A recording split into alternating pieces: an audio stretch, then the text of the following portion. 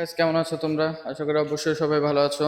তো তোমরা সবাই অবগত যে আমি প্রিভিয়াস ভিডিওতে আমি বলেছিলাম যে সিয়াম ভাই একটা গেম অর্গানাইজ করেছে, যেটা কিনা আজকে এই যে সিকোয়েরিনাতে হচ্ছে।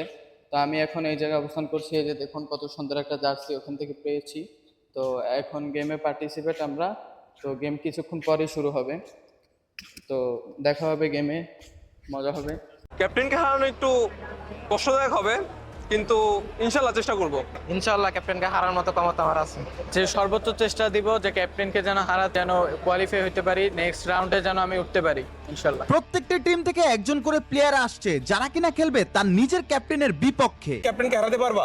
অবশ্যই পারবো ইনশাল্লাহ, আমি প্রস্তুত। ওকে, দেখা যাক। প্লেয়ার্স তোমরা যে যার পজিশন নিয়ে নাও। প্লেয়ার্স আপনারা রেডি? প্লেয়ার্স আপনারা রেডি?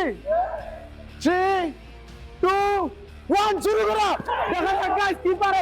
এই রাউন্ড কিন্তু অলরেডি হারার কাছাকাছি। এই রাউন্ডকে নিয়ে যাওয়ার চেষ্টা করতেছে।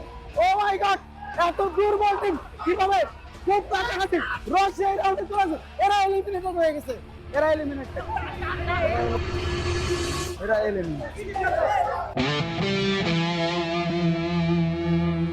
যেহেতু খেলাটি হচ্ছে কার্পেটের উপর আর প্লেয়াররা পিছলা খাবে এটা সাধারণ ব্যাপার, আর দুইটা টিমেরই প্লেয়ার কিন্তু সমানভাবে পিছলা খাচ্ছিল, কেউ আগে কেউ পরে।